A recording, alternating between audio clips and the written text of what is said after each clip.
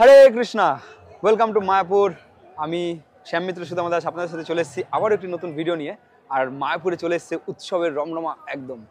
তো মায়াপুরে চারিদিকে দেখছেন প্রচুর দর্শনার্থী। কি কারণ? একটাই কারণ, কীর্তন মেলা, যেটা মায়াপুরে সব থেকে বেশি বিখ্যাত। আর আজকে আমরা চলে এসেছি এমন একজনের সাথে একটু কথাবার্তা হবে। সেই প্রভু মায়াপুরে ডিভিশনাল কাউন্সিলর আছে এবং তার সাথে কীর্তন মেলার একজন ম্যানেজার পদে উনি সেবা করছেন, গণিতাইকে সেবা করছেন, এবং উনি আজকে আমাদের সাথে কথা বলবেন। কথা বলে আপনাদেরকে সামান্য কিছু ইনফরমেশন দেবে। তো হরে কৃষ্ণ প্রভু। হরে কৃষ্ণ। হরে কৃষ্ণ। তো প্রভু, এই যে মন্দিরে এত কীর্তন হচ্ছে, এত ভক্ত এসছে, এটা কি কারণ? আমাদের এখন গৌর পূর্ণিমা ফেস্টিভ্যাল, অ্যানুয়াল ফেস্টিভ্যাল ইসকনের মায়াপুরের। আর এই অ্যানুয়াল ফেস্টিভ্যালের একটা পার্ট হচ্ছে কীর্তন মেলা। এই কীর্তন মেলাতে আমরা ভক্তদেরকে আমন্ত্রণ জানিয়েছি। সারা দেশের ভক্তরা এখানে এসছে। সারা দেশ বলতে প্রভু তাও মোটামুটি কত কিরকম?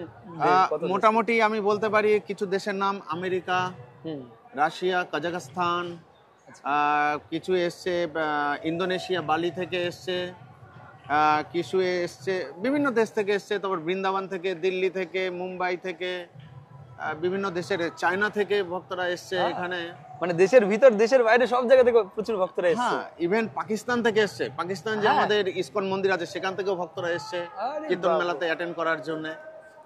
তো এই কীর্তন মেলা মায়াপুরে কত বছর ধরে দেওয়া হচ্ছে প্রভু? এই কীর্তন মেলা চলছে, অ্যাকচুয়ালি মায়াপুর কীর্তন মেলাটা আগে এরকম ভাবে হতো না। আগে শিল প্রভুপাদের যিনি সেক্রেটারি ছিলেন, সচিব ছিলেন, মূল সচিব তমাল কৃষ্ণ গোস্বামী মহারাজ, উনি এই কঞ্চ বিল্ডিং এর রুমে থাকতেন।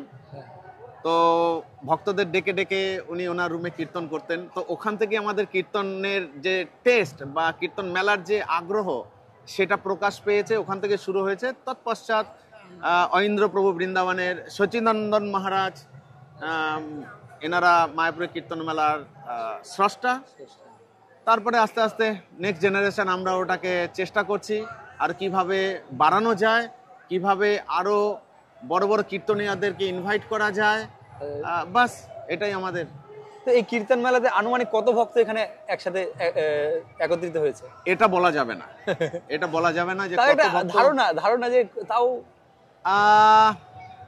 আনুমানিক 20-30 হাজার তো হবে, 20 থেকে 25 হাজার ভক্ত শুধু কীর্তন মেলার জন্য। কীর্তন মেলা যারা, বাকি তো দর্শনার্থী যারা, তাদেরকে কাউন্টই করা হচ্ছে না, ঠিক আছে? শুধু ভক্ত যারা কীর্তন মেলা উপলক্ষে। আমাদের কীর্তন মেলা শুরু হয়েছে গতকালকে থেকে, অ্যাটলিস্ট মানে 24th of February অধিবাস, আজকে ফার্স্ট ডে। তো 25, 26, 27 and 28 and ফার্স্ট, এই 5 দিন কীর্তন মেলা। তো কীর্তন মেলা 1 তারিখে শেষ, 2 তারিখে দেখুন মায়াপুর ফাঁকা। আমাদের এখানে একটাই slogan: chant, dance, chanting, dancing and feasting. তো সব কিছু প্রোভাইড করা হচ্ছে। তো তার জন্য ভক্তরা আসছে।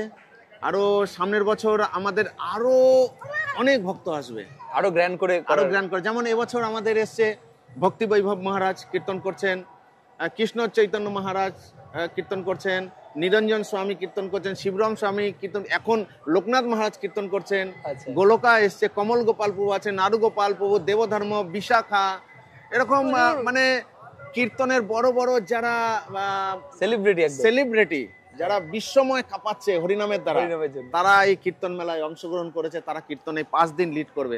আরো অনেক ভক্ত আছে, তারা কীর্তন করবে। যারা আসতে পারছে না, তারা অনলাইনের মাধ্যমেও আমাদের ইনভিটেশনটা অনলাইনেও দেওয়া আছে, তারা আসছে। বিভিন্ন আপনারা ইউটিউব থেকে মায়াপুর টিভির চ্যানেলে লাইভ ব্রডকাস্ট হচ্ছে, আপনারা সেখান থেকে অবশ্যই দেখতে পারবেন। অসংখ্য ধন্যবাদ প্রভু আমাদেরকে এত ইনফরমেশন দিল। তো প্রভু, আপনি আমাদের দর্শকদের একটু ইনভাইট করে দেন, যাতে তারা মায়াপুরে আপনার এই বার্তা পেয়ে যেন চলে আসে দৌড়ে। যারা এখনো কীর্তন মেলায় আসতে পারেননি, যারা আসতে পেরেছেন তাদের জন্য ঠিক আছে। যারা আসতে পারেনি, তারা মায়াপুর টিভিতে আপনারা ঢুকুন, সেখানে টিভি লাইভ দর্শন করুন, কীর্তন লাইভ দর্শন করুন। 9:30 AM to 9:30 PM পর্যন্ত আমাদের কীর্তন। যারা এবছর আসতে পারছেন না, নেক্সট ইয়ার গৌর পূর্ণিমা থেকে 15 দিন আগে আপনারা ডেটটা দেখে নেবেন, আমরা সেটা ব্রডকাস্ট করে দেবো মায়াপুর টিভির মাধ্যমে, বিভিন্ন ফোরামের মাধ্যমে। আপনারা নেক্সট ইয়ারের জন্য রেডি থাকুন। কীর্তন মেলা, চ্যান্টিং, ড্যান্সিং অ্যান্ড ফিস্টিং। আর যারা যারা গেস্ট হাউস বুকিং করে আছে, তাদের জন্য এই হোল গৌর পূর্ণিমায় ফ্রি প্রসাদ ফ্রি ব্যবস্থা আছে। মানে যারা আগে থেকে বুক করে রাখে রুম, তাদের জন্য ফ্রি প্রসাদ একদম। রুম বুক করলে প্রসাদ ফ্রি, তাই তো প্রভু? কমপ্লিটলি গৌর পূর্ণিমা পর্যন্ত, গৌর পূর্ণিমা আপ পর্যন্ত। To 15th of March. তো অসংখ্য ধন্যবাদ প্রভু আপনাকে হরে এত কৃষ্ণ। সুন্দর আমাদের যারা দর্শকবৃন্দ আছে তাদেরকে ইনফরমেশন দেওয়ার জন্য।